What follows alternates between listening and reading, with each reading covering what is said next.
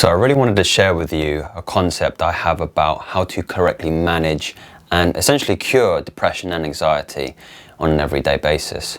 So first of all, we need to understand there are two ways in which you interpret and navigate through the world. The first is thought, by thinking things, and the other is feeling, sensing things, interpreting the world through sensations. Now, what we need to understand is when we are trying to navigate through the world by just using our thought and our thinking process alone, this is where things get a little bit hairy. So I kind of want to come back here to my board, and what I've essentially done here is I've created a little balancer, what do you call it, fulcrum, scales, that's what I'm looking for. I've created a little bit of scale to show where the imbalance will present itself. So on this side we have depression, and this is associated with feelings in the past. When we get depressive thoughts, when someone says we're depressed, we are typically thinking about events that are in the past, memories that bring about a certain feeling in the body that are attributed with past events. On the other end of the scales, we have anxiety, and this is associated with events in the future. So we are thinking and anticipating events that are coming up, the meeting that we need to do, the friends we haven't seen for a while, and that brings about, again, the anxiety in the body. Now, I want to come back to what I initially addressed by understanding that we interpret the world through the mind and through the body, thinking and feeling. And anxiety and depression in this way is an over-identification, an over-emphasis with the thinking process, with the thought process. Now, I do want to preface this by saying this is a surface level understanding of depression and anxiety. I am not taking into account any individual circumstances, but for those who are still with me, this is the general idea of how you get in this kind of mental neurosis. When we are still in that process of thinking in the past, in the depressive aspect, and in the future, the anxiety aspect, we are building a lot of energy, a lot of pressure in the head, in the mind. See, this thing we are given, this gift, or often a curse it can be, is the brain itself, the most powerful technology we have if we know how to use it correctly.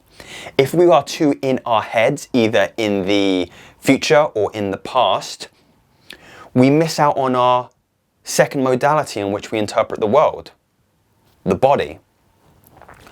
And I'm going to perhaps more crudely explain this in another little diagram, so you're going to have to bear with me for just a moment.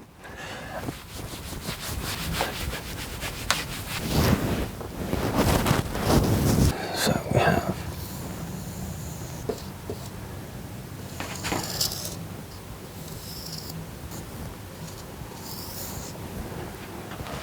okay, so we're back very quickly. I've just drawn a very crude representation of what I'm talking about. So here on this side we have the brain. Hope you can tell it's a brain. And on the other side a very crudely drawn body. The concept I'm trying to communicate to you is if we are too stuck in here, either the past in depression or the future anxiety, all our energy is spent in this modality of interpreting the world. We are constantly stuck in our head about the future or the past, and all that energy is not being utilized here in the other modality in which we interpret the world, in which we sense the world. And essentially the cure of managing these kind of ailments is readdressing the balance from here all the way back into the body.